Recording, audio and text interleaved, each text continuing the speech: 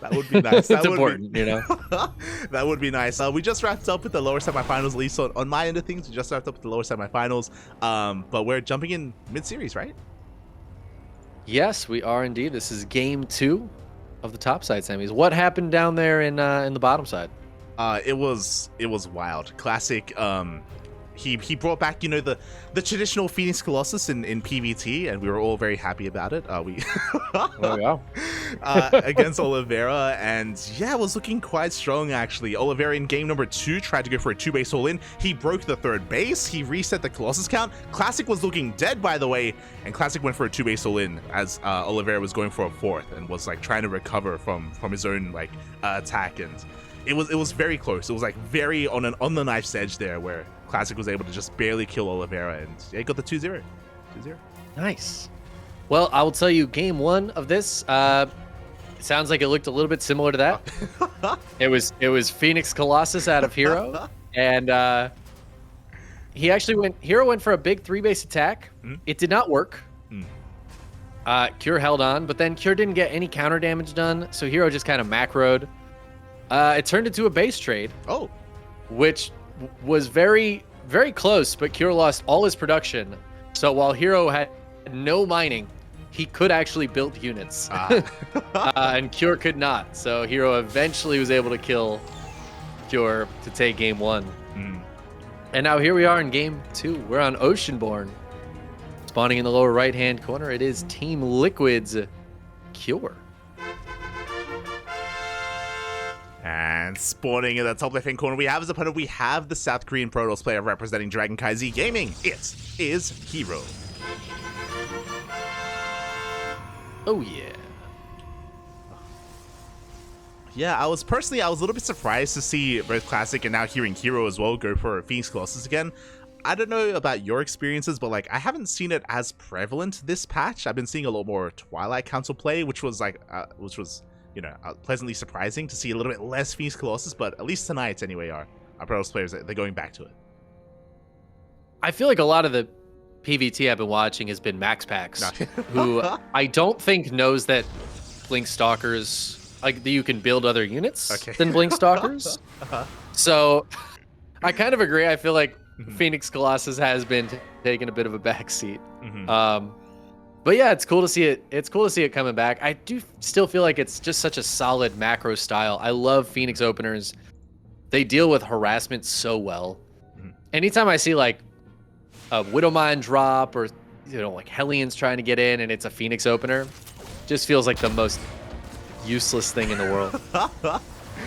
Yeah, it's powerful, you know, and hey, I mean, it worked for both Classic and for herO, but we are getting a little bit of diversity here today. Here in game 2, at least, herO is going for something different. No, I'm glad to see it. Again, last game got kind of weird, so maybe he's like, I want to get that pressure going. His 3-base Phoenix Colossus attack didn't really work, so why not instead go for like 3-gate Blink Stalkers? Yeah. Maybe 4? Yeah, we have 3 gateways for the time being. It's good that you pointed out, you know, depending on how many gateways, it will tell us how aggressive herO wants to be, whether he wants to take a 3rd base or double down, and there's that 4th gateway. You called it. Yeah, and you know, it is funny, Max Packs, not to bring him up again, but his PvT is insane, so he's kind of the bar I measure everybody else against. He's been going for just 3-gate Blink Stalkers, even when he's getting hyper aggressive, even when he's like not quite all in, but just wants to kill the Terran. It's just been 3 gates, and it's been kind of interesting that he hasn't been spending the money on that 4th gateway. Yeah. But there is a Widowmine drop coming in now. Here we go, the mine drop coming towards the natural base. We do get eyes on it, and it looks like we do pull the boys just in time. Oh! 1 probe goes out, and a couple of extra here at the natural. Hold on. Oh, the bait. Okay, all right. Up. Oh, Cure being annoying. The retargeting here in the main base of probes, they almost come back, and we're still going to get still not a probe. Oh my god. He goes for the Adept. Oh, man. Well, Cure causing a lot of lost mining time and getting, what was that, 3, 4 probes and an Adept? Yeah, not too bad here from Cure. On top of that, he also scouts everything, right? He's confirmed the blink this time, so he knows he doesn't have to worry about Phoenixes or anything like that. Quickly looking at his vision, Cure, he did get eyes on all the gateways, except for the one at the natural, so he's aware of at least 3 gates, so he's getting ready for any kind of counterattack with his tanks. His bunkers are in position as well. Really good SimCity here in the main. Yeah, this is looking nice for Cure. That scout, I think you nailed it. Very crucial that he saw those gateways by the Reaper jump up spot. So that he could know exactly, or at least roughly, what he's up against, right? Seeing 3 gates is still pretty much a tell that you're going to get attacked. He knows it's blink. And I think he's pretty well set up. I mean, the 3rd tank is popping right now. Yeah, we got the 3 tanks set up. We have a really nice line here, a wall of defense. We have Marines in position. No bunker in the main base, which is maybe a vulnerability. But here, he's trying to get a read on what's going on. He dives into the tanks. Oh, he's going to get both of these siege tanks and get out of there with most of the stalkers still alive. Did lose a couple, but picked up most of them, and that's going to make it really tough for Cure to deal with this as herO maneuvers around and now gets into the main base. Yeah, only 1 tank left. It is getting in position, but slightly out of range here of these stalkers, and here he can always just rotate towards the natural, and that's exactly what he does. He blinks down to the low ground. No tank in position here. Yeah, the SCV's trying to get on repair for this bunker. They will actually get there in time, and they're going to save it. The Raven even dropping an auto turret before it dies. But what a save there from Cure. Oh my god, yeah, the repairs were clutch. The mass around the hug on the bunker does keep it alive. We do end up getting eyes on the observer. Unfortunately, there is a 2nd observer already in position for herO, and he dives. Oh, he's looking to dive back in. Oh my god. Whew. That War Prism getting very low. That is a crucial unit. And there's no 3rd behind this for herO. He is not expanding off the back of this, so he needs to get damage done. He really does. Cure, I feel like he's getting closer and closer to being able to just hold on to this. Yeah, I mean, Stim is almost done. You brought it up. Oh man, and herO. He dives on the prism. The prism is going to be going down. We have no reinforcements, and herO, he's being forced out of the main. Yeah, and once he leaves, he is not really going to be able to come back in, not without those reinforcements or the high ground vision. You mentioned a 2nd observer, but it's kind of far back, and this isn't enough stalkers to really be that scary anymore. Cure has held on.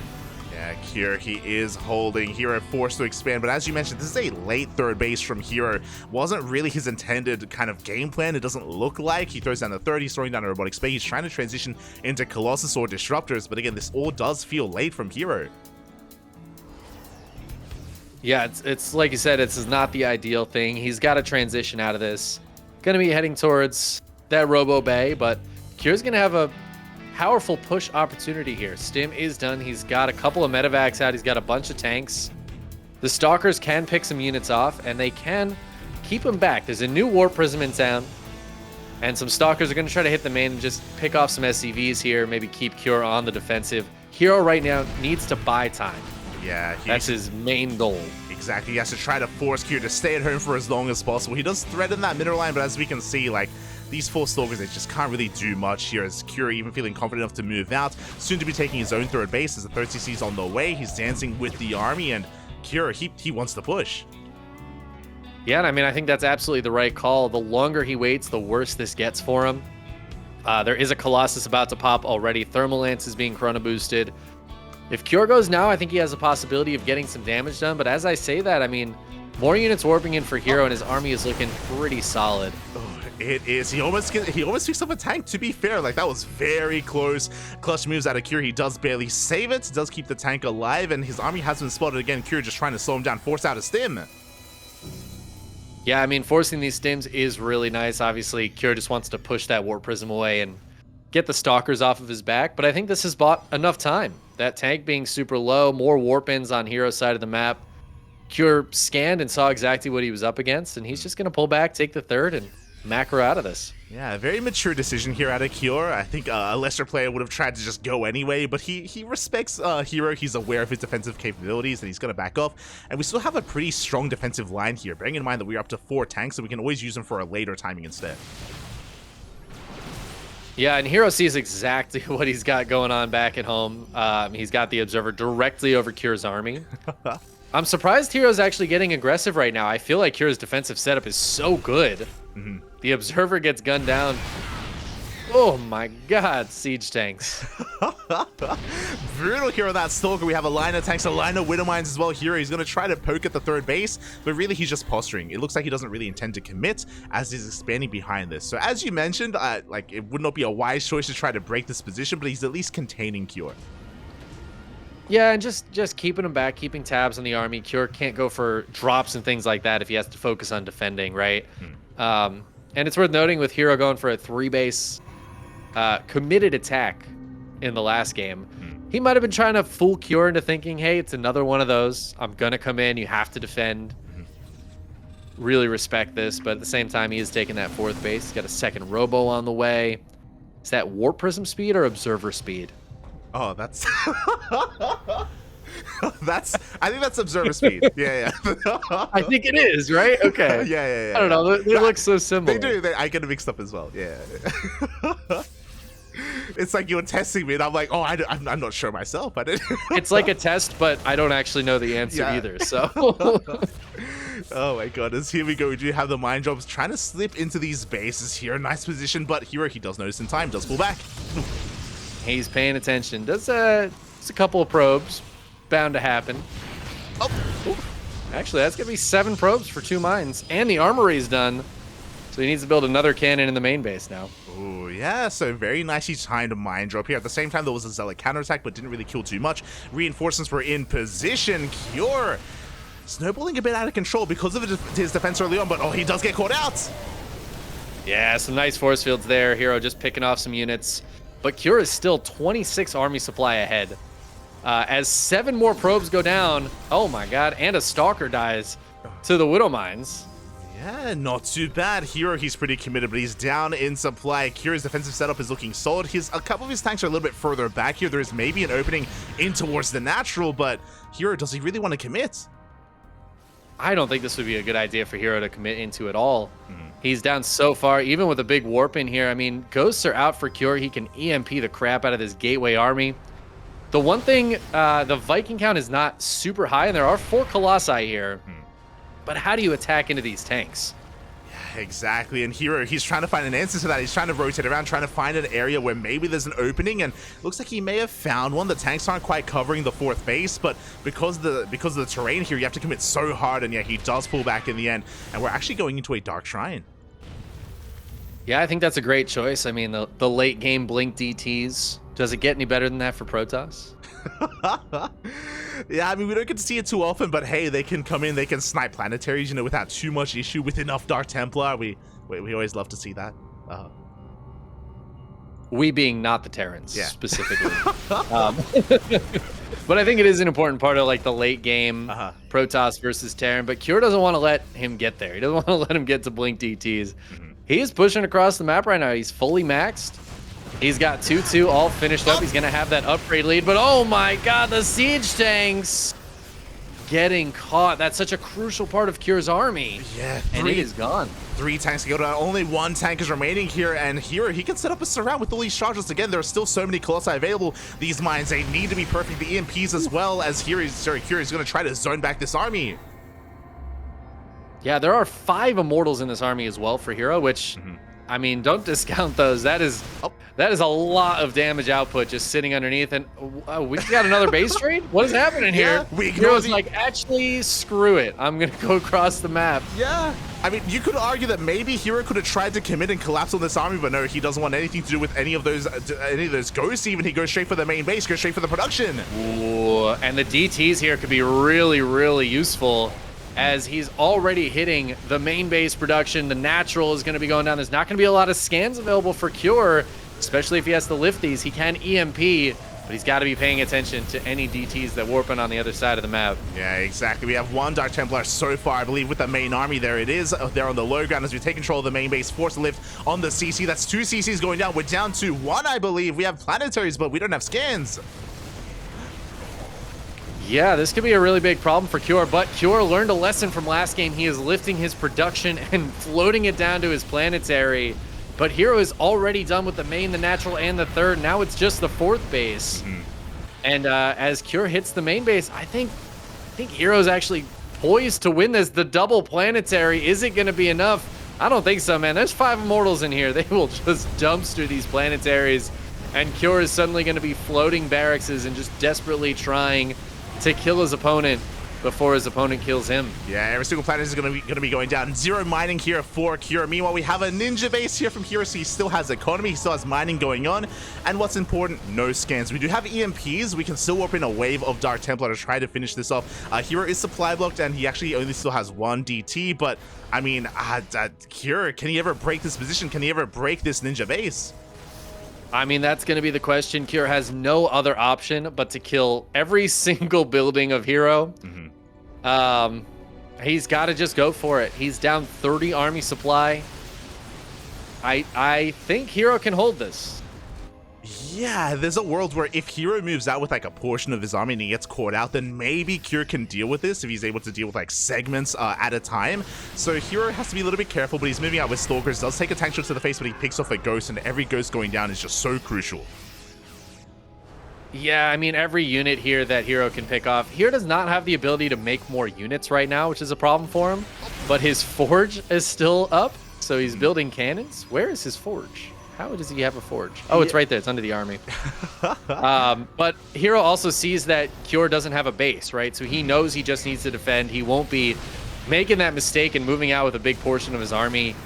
He's just got to hold on here. That's all he has to do. He has an overcharge available.